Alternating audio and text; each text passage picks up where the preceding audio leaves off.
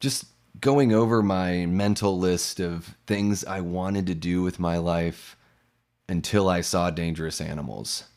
Go cage diving in shark infested waters. That's it. That's the list.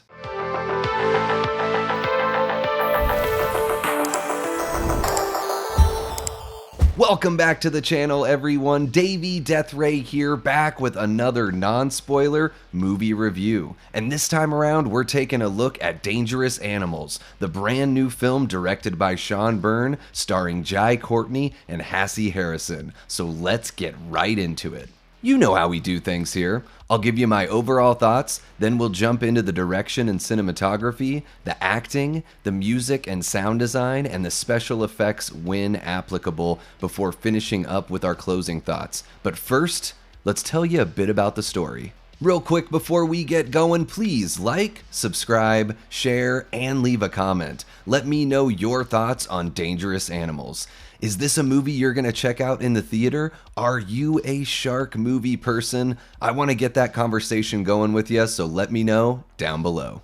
Alright, so the story is pretty simple here. You've got our lead character Zephyr, played by Hassie Harrison, and she is a bit of a loner. She's a surfer girl, she's out on her own, and she feels like she doesn't need anybody else.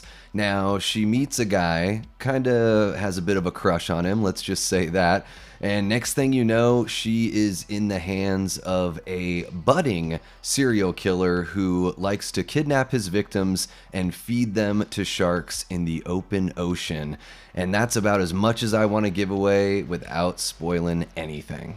Getting into my overall thoughts, this is a movie that I've been looking forward to ever since I saw that first teaser trailer. And I've been avoiding all advertisements and all trailers since then, because once I'm hooked, that's it. I don't want anything else. I want to go in as fresh as possible. I'm also a bit of a shark movie fan. I mean, there's a lot of bad ones out there, but Jaws is my favorite film of all time. I'm sure you can see Quint just right above my head in the frame on my custom Jaws poster that my brother Matt got me. Thank you so much, Matt. Got to give you a little shout out for that one. And yeah, this movie did not disappoint. I had a lot of fun with this one for how grim the subject matter is. I think the performances were pretty solid. We'll get into a little bit of that later. And while, a little bit in the last act, it didn't quite satisfy me the way that I had hoped it would, I went out of the theater thinking that was pretty damn solid. Nothing that blew my socks off or anything, but there are some really tense, awesome scenes and some really, really good stuff here. If you like thrills in the movie theater, I think you're going to want to check this one out, so let's get into the nitty-gritty. Now, the film was directed by Sean Byrne, who also brought us The Loved Ones from 2009 and The Devil's Candy from 2015, and this movie looks really good. There are some wide shots that just show off the scope of what we're dealing with out there in the open water, and there are some shots that show off the beauty of Australia. But not only that, there are some really tense, kind of claustrophobic scenes here and a lot of close quarter shots that get really right up there to our characters, just bringing that intensity and bringing the thrills, especially when we're talking about kidnapping, serial killers, and all that kind of stuff. This movie really brings you there, and for the moments where there's action, it delivers as well. A lot of times I got the feeling like I was actually on that boat in the close quarters and everything like that, and that is all credit to the cinematographer and of course the director. Now, when it comes to the acting, there really aren't that many performers here, but everyone does a great job, particularly Jai Courtney as Tucker and Hassie Harrison as our final girl, Zephyr. There's something about Jai Courtney's performance here where he takes this sick joy out of everything he gets to do, and you can tell this character loves the control he has and that he gets to do whatever the hell he wants, and this guy is into some wild shit. But there's something, dare I say, charmingly psychotic about the way the performance is delivered by Courtney, who I think takes a lot of flack, even though he's mostly just been in bad movies, but I don't think I've seen a bad performance from him.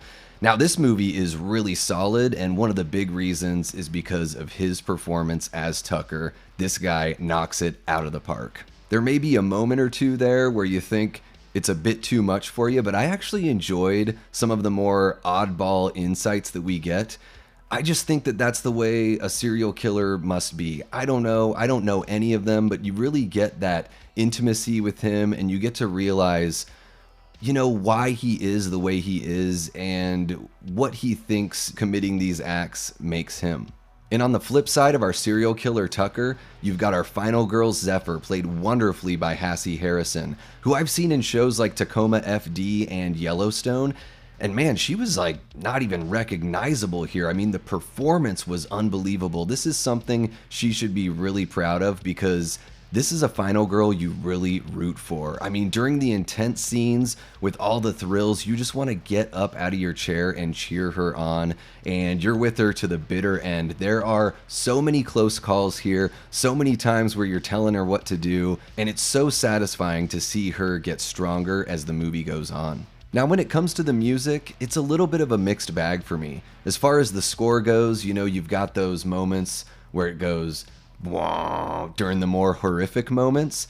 But other than that, I would say, unfortunately, the score is kind of forgettable. However, when it comes to the needle drops and the songs they've picked for the soundtrack, this is a movie that uses music to help tell the story, and I love the hell out of that. I'm a huge music guy.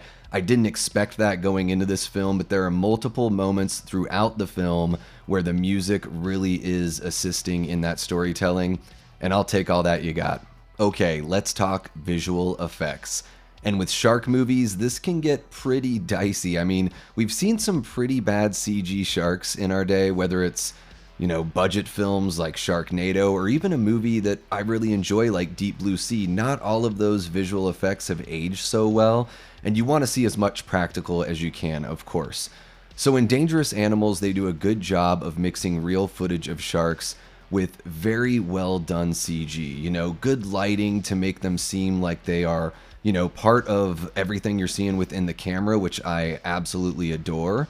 And other than one moment in the film, one shot in particular that really didn't work for me, I enjoyed the visual effects and I thought the sharks were very convincing.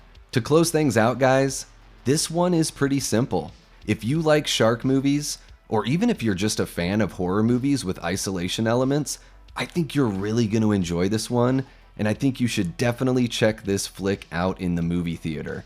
Giving it a star rating, I'd say it's somewhere between a 3 and a 3.5 for me, but it's definitely a movie that I want to check out again, so that's a pretty good sign. But I want to know what you think. Let me know in the comments down below. And don't forget to like, subscribe if you haven't already, and share the channel with someone who you think would dig this kind of content.